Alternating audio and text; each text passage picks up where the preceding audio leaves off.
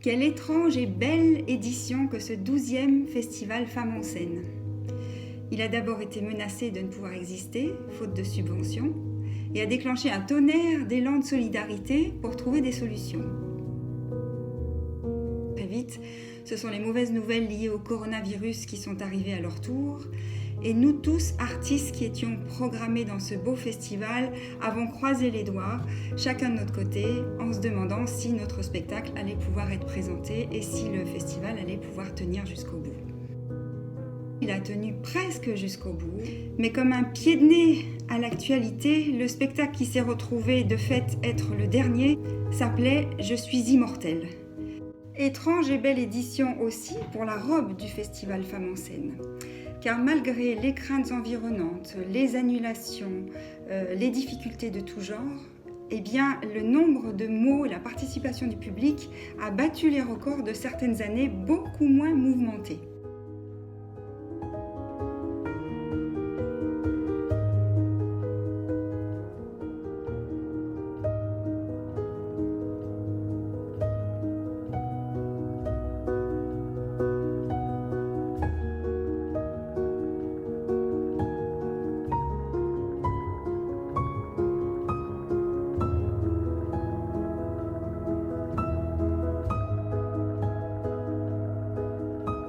J'ai récolté 822 mots d'émotion, ce qui est énorme en seulement 9 jours de festival pour 13 spectacles, plus 3 expositions et une projection de film. Comme chaque année, j'ai eu des petits mots un peu rigolos ou inventés. Mais cette année, il y a eu 2 papiers que je n'ai pas comptabilisés, que je n'ai pas mis dans les listes. Et c'est la première année que je fais ça sur les 6 ans de la robe du festival. Car il m'a semblé qu'il n'avait vraiment aucun rapport avec les spectacles concernés. Il y a d'abord eu celui-ci, je vous le montre. Et il y a aussi ce papier qui était distribué pour une soirée partagée où il y avait 3 spectacles les uns derrière les autres. Et donc il fallait mettre un mot pour chaque spectacle. Et puis il y a les petits mots combinés pour l'occasion, comme j'en ai chaque année. Et puis un de circonstance, mais qui est finalement assez joli, c'est coronapaisant.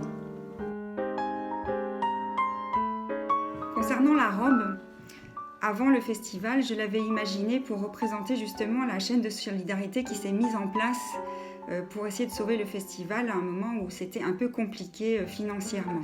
La chevelure représentait tous les visuels des spectacles, le bustier, toutes les exposantes, notre présidente Françoise Naon, les 2 marraines, l'association partenaire, et également l'affiche créée par Gabrielle Martinez. Et il y avait donc ces maillons de papier pour représenter la chaîne de solidarité. Tout le bas représentait un puzzle et chaque pièce de puzzle était destinée à un spectacle. En général, la robe est portée le jour de la clôture.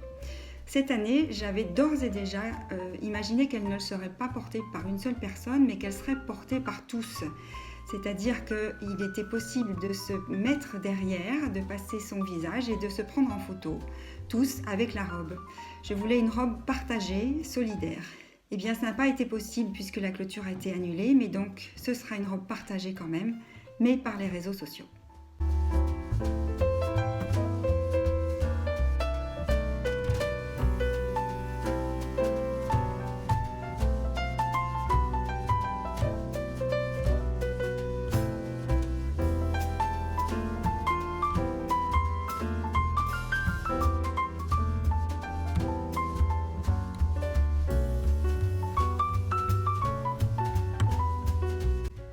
Lorsque je pourrai récupérer la robe et la terminer, je garderai précieusement les pièces de puzzle avec les mots de chaque spectacle.